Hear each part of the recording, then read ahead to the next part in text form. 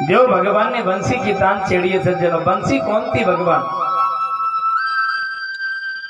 श्याम भगवान शंकर जी थे। जब राम जी का जन्म लिया था भगवान शंकर जी स्वयं हनुमान जी का रूप धारण करके राम जी की सेवा में लगे। बंसस्त इति रुद्र बंसी ही। और जब कृष्ण ने अवतार लिया तो भगवान शंकर जी स्वयं बंसी का रूप धारण करके आए हैं।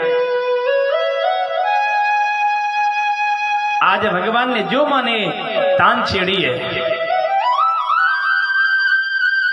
सज्जनों, भगवान की बंसी कितनी बार बजी? विशेष रूप से 2 बार। एक बार जब भगवान की बंसी बजी तो सर्वभूत मनोहरम। जब भगवान की एक बार बंसी बजी सर्वभूत मनोहरम, सभी प्राणियों ने भगवान की बंसी सुनी है।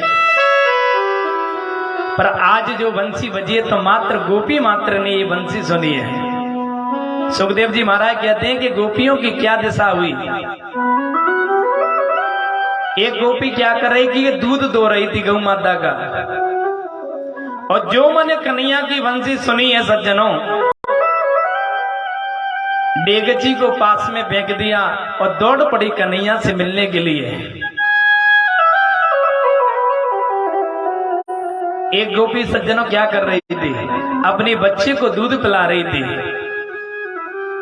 और दूध पिलाते पिलाते जो कन्हैया ने बंसी की तान छेड़ी है तो गोपी ने क्या किया है? तुरंत बच्चे को पटक दिया और दौड़ पड़ी कन्हैया से मिलने के लिए।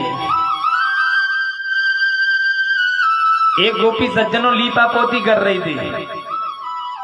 आप लीपा पोती तो जानते हैं सज्जनों, लीपा पोती 2 प्रकार की होती है। एक होती है घर में गौ माता के गोबर से, और दूसरी लीपा पोती हमारी माताओं की होती है। ना जाने कौन कौन सी क्रीम लगाती हैं, इसलिए भगवान ने जैसी बंसी बजाई है सज्जनों। एक गोपी क्या कर रही थी कि आंखों में लगाने वाले काजल को होठों पे लगा लिया। ये बनी हुई बात नहीं है, श्याम भागवत में लिखा है ऐसा। आप लोग ये सोच रहे होंगे महाराज जी मंच से कह रहे हैं, भागवत में लिखा है जो माने आंखों में लगाने वाले काजल को होठों पे लगा लिया और होठों पे लगाने वाली लाली को कानों में लगा लिया। ऐसी बंसी से हालत हो गई गोपियों की। एक गोपी लहंगा पहन रही थी सज्जनों। लहंगा पहनते समय जैसे ही माने कन्हैया ने मुरली की तान छेड़ी है, मात्र लहंगा को पैर कर दौड़ पड़ी कन्हैया से मिलने के लिए। जैसी भगवान ने बंसी बजाई है सज्जनों, एक गोपी के पति ने गोपी को कमरे में बंद कर दिया कि तुम कन्हैया से मिलने के लिए नहीं जाओगी। गोपी कहती कि तुमको हमारे शरीर से प्रेम है। गोपी कहती है कि तुमको हमारे शरीर से प्रेम है तो जब शरीर को तुम चाटो, पर मेरी अंतर्मुखी आत्मा कन्हैया से मिलने के लिए पहुंच जाएगी। सज्जनों, गोपी को जैसी बंद किया है, इतने में गोपी सबसे गोपियों से आगे पहुंच गई, क्योंकि गोपी कोई साधारण व्यक्ति नहीं थी।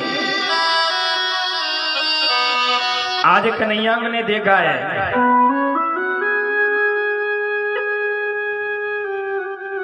आज गोविंद ने देखा है कि 1000 गोपी इधर से आ रही हैं, 1000 गोपी उधर से आ रही हैं।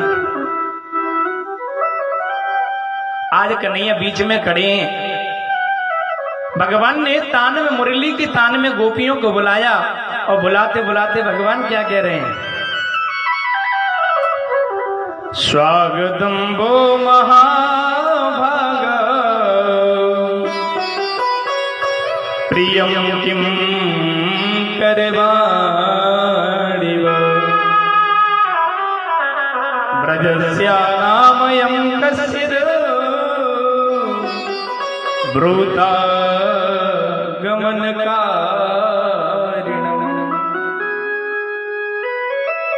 आज भगवान कहते हैं गोपियों तुम्हारा स्वागत हो, और स्वागत करते करते भगवान कहते हैं कि ब्रूता गमन कारणम, अरे गोपियों तुम्हारा आगमन क्यों हुआ है? अब गोपी आपस में काना फूसी करने लगी,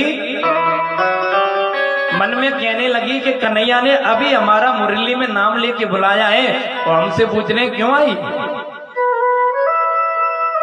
आज भगवान कहने लगे गोपी मुझे तो लगता है इसलिए आई हो कि आपने चंद्रमा नहीं देखा है।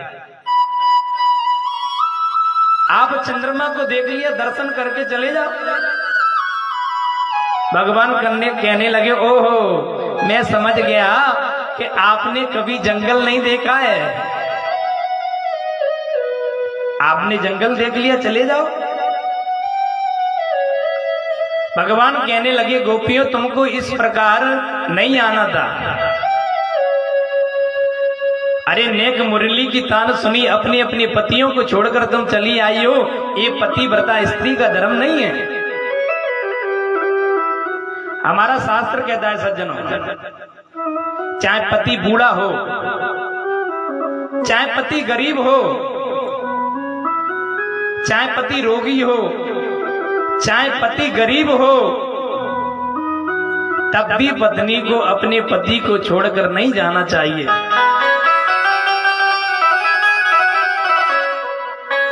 भगवान कहने लगे थोड़ी सी लड़ाई होगी, छोड़ छोड़ के तुम बगैया मुरली की तान सुनिए, अरे जल्दी से लौट जाओ। ये पतिव्रता नारी का लक्षण नहीं है। गोपियों को बड़ा उदाहरण दिया भगवान को। आज गोपी शांत खड़ी है, शांत सुन रही है एक एक बात को।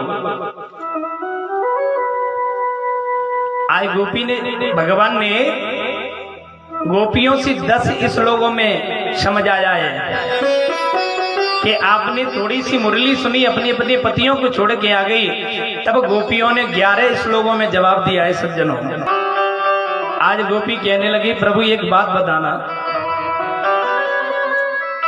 एक पत्नी अपने पति से बहुत बड़ा प्रेम करती थी, शादी होके जैसे ही आए आपस में प्रेम करना प्रारंभ हो गया।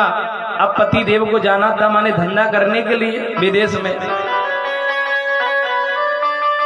अब पत्नी कहती कि प्रभु आप हमारे घर से मत जाओ। तब पति कहता है देवी यदि मैं घर से बाहर पैसा कमाने के लिए नहीं जाऊंगा तो जीविका कैसे चलेगी। यदि आप हमसे प्रेम करती हो तो मेरा फोटो रख लेना, उसकी पूजा करना, भोग लगाना और दर्शन करना। भगवान कहते हैं ठीक है देवी। और जैसे जाने के बाद माने प्रभु एक बात बताओ, अनेक दिन के बाद जैसी लौट के आए, मैं फोटो की पूजा अंदर कर रही थी। इतने में सच्चा पति दरवाजे पे आ गया, कहता है देवी जी गेट खोल दो।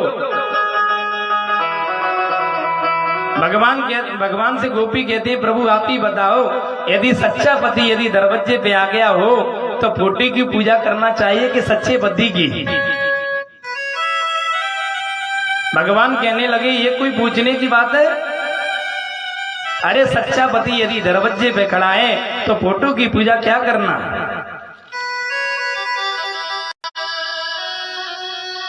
आज गोपी कहती है प्रभु यही बात है, संसार के तो मट्टी के पति हैं, सच्चा पति तो परम पिता परमात्मा है।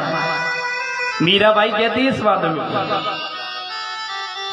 ऐसे बर को बरे जो जन्मे मर जाए, बर बरी जू गोपाल जो बिररो चुड़रो अमर हो जाए। ये बात कहती है वो मीराबाई कहती है कि ऐसे पति को लेकर हम क्या करें जो बार बार जन्म लेता है, बार बार मरता है। इससे तो सच्चे पति की तलाश में। पति का मतलब क्या होता है सज्जन? पाति रक्षति इति पति, जो प्रत्येक परिस्थिति में अपनी पत्नी की रक्षा करे वो होता है पति। नहीं है तो भगवान भी भक्त की परीक्षा लेता है सज्जनों। कि ये पक्का तो कच्चा तो नहीं है कि घर में भाई खटपट हो चल बाबा के मठ पर, कि घर में थोड़ा सा झगड़ा हो गया, अब तो भैया घर में नहीं रहेंगे, अब तो वृंदावन में जाके भजन करेंगे, ऐसा वैराग्य आता है। अब तो बढ़िया सूटकेस जमा लिया, बैग जमा लिया, कपड़े रख लिए और घर वालों से कहते हैं कि अब हम लौट के आने वाले नहीं है, हम तो वृंदावन में पंडित जी के साथ में जा रहे हैं। और जैसी मनमानी स्टेशन पे पहुंच गए, और मनमानी स्टेशन पे बैठे बैठे व्यक्ति सोच रहा है अरे भाई चार माने बर्तन है, अरे मेरे पोता है, बच्चों की तो छोड़ो, मेरा पोता मेरे साथ में खाता, मेरे साथ में पीता, यदि मैं वृंदावन में चला जाऊंगा तो बीमार पड़ जाएगा, घर पे लौट के आ जाता है। ये होते हैं मरगट बैरागी।